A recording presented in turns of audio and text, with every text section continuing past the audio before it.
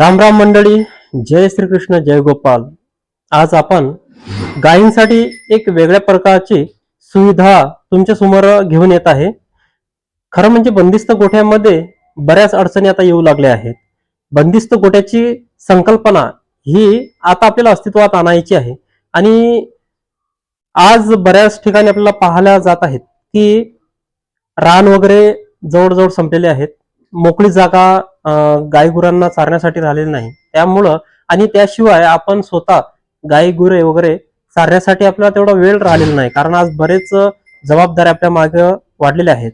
म्हणून मी एक ऍडजस्ट असा जुगाड तयार केलेला आहे, जे गायींना जागेवरच पाणी पिण्यासाठी आपण कशा पद्धतीनं इथं जुगाड तयार केलेला आहे ते तुम्हाला आता थोडं सांगायचं आहे आणि तुम्हाला नक्कीच त्याचा थोडा फायदा होऊ शकेल. बघा, या ठिकाणी आपण या गव्हाणीमध्ये एक अशा पद्धतीच्या काही कटोऱ्या लावलेल्या आहेत, ज्या तुम्हाला गायींना जागेवर बांधून ऑटोमॅटिक पाणीची व्यवस्था आपण इथे केलेली आहे. सर्व गायी आपल्या एनी टाइम त्यांना पाहिजे त्या वेळेस पाणी त्यांच्या समोरच उपलब्ध राहील. आणि ही ऑटोमायझेशन कशा पद्धतीने आपण इथे तयार केलेली आहे आणि एकदम कमी खर्चामध्ये ते तुमच्या समोर आता मी त्याचं माहिती तुम्हाला पुरवणार आहे. तर बघा, ह्या कटोऱ्या जवळजवळ अर्धा ते पाऊण लिटर पाणी बसेल एवढ्याच आहे. मात्र एनी टाइम त्यांच्या समोर असल्यामुळं त्यांना कोणत्याही प्रकारची कमतरता भासत नाही. तर बघा, ह्या सर्व कटोऱ्यांची जी लेवल मी काढलेली आहे ती सारखी आहे आणि त्यामुळं सर्व कटोऱ्यांमध्ये सारखंच पाणी तिथे राहतं. तर आता आपल्याला प्रश्न पडला असेल, या सर्व कटोऱ्यांमध्ये सारखं पाणी कसं काय आणि वरतून किंवा कटोऱ्यातून पाणी बाहेर पडत पण नाही. तर यासाठी जो जुगाड तयार केलेला आहे ते बघा, आपण या सर्व कटोऱ्या एका लेवलमध्ये लावलेल्या आहेत. सर्व पाणी याच एकाच लेवलचा आहे.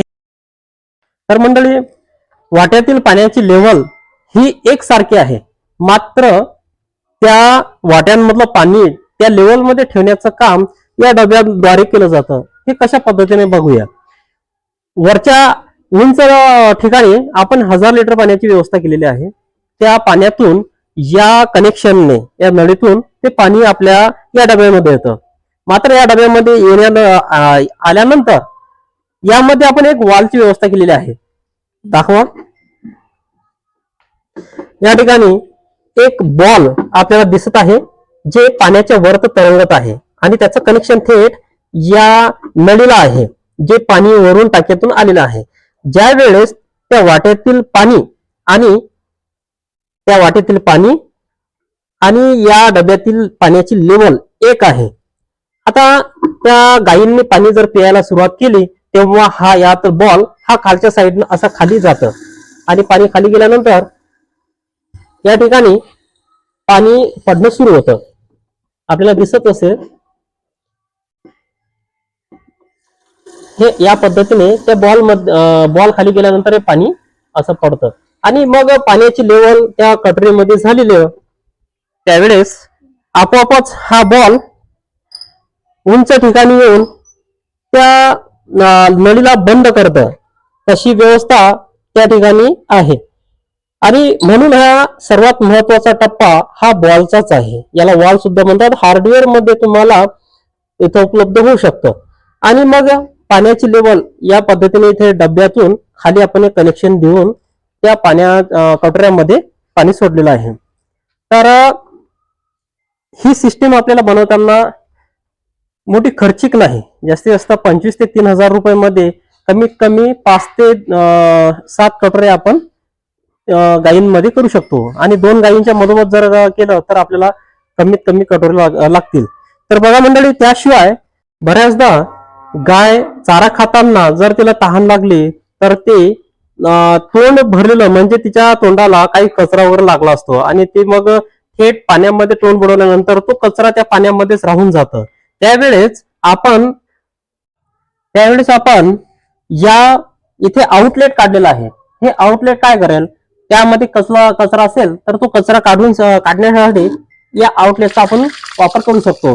आणि याद्वारे तो कचरा पूर्ण बाहेर निघू शकतो. त्यामुळं या आउटलेटची सुद्धा तेवढीच गरज आहे. त्याशिवाय बऱ्याचदा आपल्याला इकडे कटोऱ्या स्वच्छ करायच्या असतात आणि इथे डब्यामध्ये आलेला कचरा असेल किंवा त्या कटोऱ्यामध्ये कचरा असेल ते स्वच्छ करण्यासाठी आपल्याला हे पाणी बंद करायचं असतं. म्हणून आपण या ठिकाणी